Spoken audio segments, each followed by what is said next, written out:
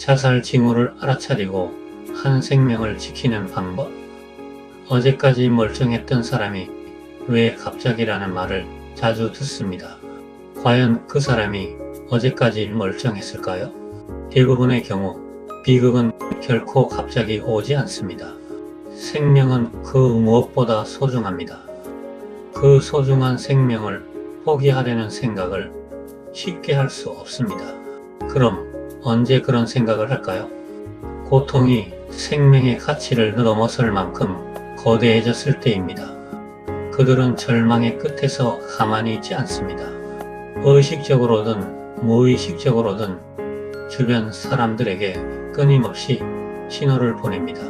힘들다, 살기 싫다라는 말을 자주 합니다. 이 말들이 가벼운 하소연처럼 들릴 수도 있어 무시하곤 합니다. 하지만 전문가들은 이때가 중요하다고 합니다. 힘들다, 살기 싫다라는 말을 처음 듣고 놀랐던 사람도 시간이 지나면서 익숙해집니다.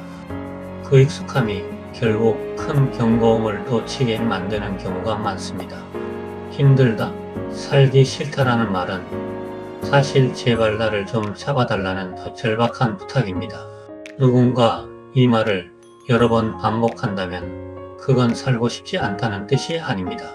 도움을 요청하는 절박한 표현입니다. 사람은 극단적 선택을 하기 전에 신호를 주변에 보냅니다. 너무 힘들다, 살기 싫다, 어찌해야 할지 모르겠다. 이런 표현은 흔해서 지나치기 쉽지만 사실은 매우 중요한 초기 경고 신호입니다. 또 극단적인 선택 전에는 반드시 미묘한 징후들이 나타납니다.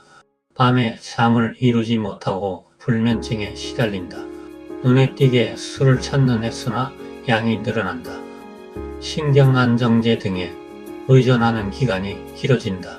자기 능력에 대해 난 안 돼, 난 쓸모없어와 같이 스스로 과하게 평가절하 한다. 이때 혹시 나쁜 생각하고 있어? 라며 단도직입적으로 묻는 것이 도움이 됩니다. 연구에 따르면 자살에 대해 직접적으로 묻는 것이 예방 효과가 크다고 알려져 있습니다. 마지막을 암시하는 직접적인 신호. 오랫동안 고통을 견디다 자살을 결심한 사람의 특징이 있습니다. 표현 방식이 뚜렷해지고 구체적으로 변합니다. 죽으면 나 꼴딱 말고 산에 뿌려줘. 이건 마지막 전화야. 주변을 정리하기 시작합니다. 자신이 아끼던 물건을 친구나 지인에게 너 가져라며 나눠주기 시작합니다. 가족에게 우리 아이들 당신이 잘 좀 부탁해처럼 자신이 떠난 후의 일을 걱정합니다. 그들이 이런 신호를 보내는 이유는 무엇일까요? 대부분의 자살 시도는 우발적이지 않습니다. 그들은 이미 오랫동안 어려움에 부딪히고 고통 속에서 허우적거리고 있었습니다. 경제적 파탄, 가정폭력, 배우자의 외에도 심한 우울감, 학업, 진로 실패, 질병과 노년의 고통 등으로 말입니다.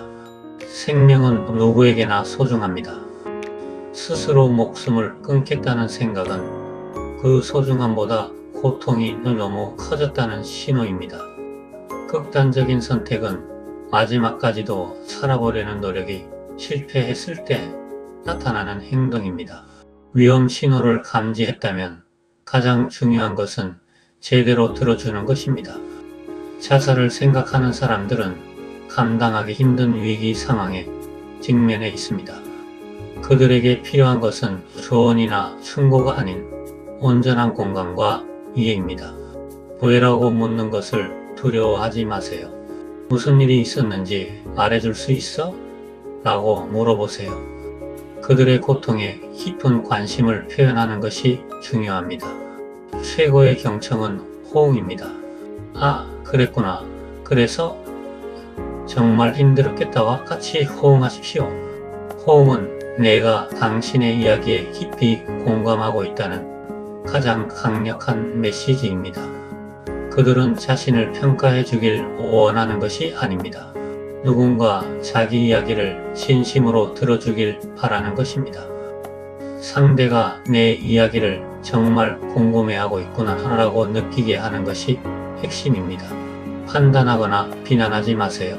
너만 힘드냐, 약해, 빠졌다라는 말은 그들을 더 깊은 고립으로 몰아넣습니다.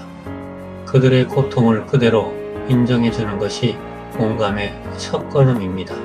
때로는 가까운 가족이나 친구의 조언이 오히려 역효과를 낼 수 있습니다. 특히 갈등의 원인이 가족일 경우에는 더욱 그렇습니다. 이때는 제3자의 객관적인 도움이 절실합니다. 자살 위험을 감지했다면 망설이지 말고 전문가의 도움을 요청해야 합니다. 상담사나 전문의의 조언은 객관적인 진단입니다. 그 조언을 당사자가 더 이성적으로 받아들일 수 있습니다. 주변의 도움을 무시했기 때문에 비극이 일어났다고 괴로워하는 유가족이 많습니다. 그때 그 말을 진지하게 들었다면라는 자책은 이미 늦습니다. 우리의 작은 관심이 한 생명을 지켜낼 수 있습니다. 망설이지 말고 행동하십시오. 가장 강력한 예방책은 살아야 할 이유를 심어주는 것입니다. 자살을 생각하는 사람들의 가장 큰 공통점은 미래가 보이지 않는다는 것입니다. 내일을 꿈꿀 수 없는 사람에게 오늘은 그저 견뎌야 할 지루하고 무의미한 시간일 뿐입니다. 이 과정이 반복되면 살아야 할 이유가 사라지게 됩니다. 권태감과 무의미함은 감정을 통제하는 힘을 잃게 만듭니다. 절망의 촉수에서 벗어나기 위해 극단적인 선택을 합니다. 그렇다면 우리가 할 일은 명확합니다. 그들에게 삶의 목적과 의미를 다시 알려주어야 합니다. 당신이 왜 태어났는지, 무엇을 해야 하는지, 어떻게 살아야 하는지와 같은 거창한 철학이 아니어도 좋습니다. 내가 있어서 나는 정말 행복해. 다음 주에 우리 함께 저녁 먹기로 한 거 잊지 않았지? 나는 내가 다시 웃는 모습을 꼭 보고 싶어. 오늘을 열심히 살아야 할 아주 작고 사소한 동기를 부여하는 것입니다. 내일을 기다리게 할 작은 약속 하나를 만드는 것입니다. 이 소소한 관심이 그 어떤 것보다 강력한 자살 예방의 핵심이 될 수 있습니다. 자살은 감정 조절 실패의 마지막 단계입니다. 자살은 의지가 박약해서 선택하는 행동이 아닙니다. 감정이 견딜 수 없는 수준까지 증폭되었을 때의 마지막 탈출구입니다. 특히 권태, 무의미, 외로움 같은 감정은 사람을 무너뜨릴 수 있는 가장 강력한 요인입니다. 따라서 감정을 알아차리고 조절하는 방법을 실천하는 것도 좋습니다. 단전호흡, 명상, 상담, 정서 교육을 배우면 극단적 선택 가능성은 크게 줄어듭니다. 자살 예방의 핵심은 감정을 길들일 도구를 가지는 것입니다. 우리는 한 사람의 생명을 충분히 지킬 수 있습니다. 자살자의 주변인은 크게 괴로워합니다. 그 이유는 그가 도움을 요청했는데 자신이 그 신호를 놓쳤다고 생각하기 때문입니다. 그렇다면 그런 일이 일어나기 전에 그들의 신호를 읽고 손을 내밀어 주십시오. 그 일은 그 어떤 일보다 가치 있는 행위가 될 것입니다. 우리의 관심과 진심 어린 경청으로 한 생명을 지켜낼 수 있습니다. 이것보다 더 보람 있는 일이 있을까요? 작은 관심, 짧은 대화, 한 번의 경청이 한 생명을 살릴 수 있습니다.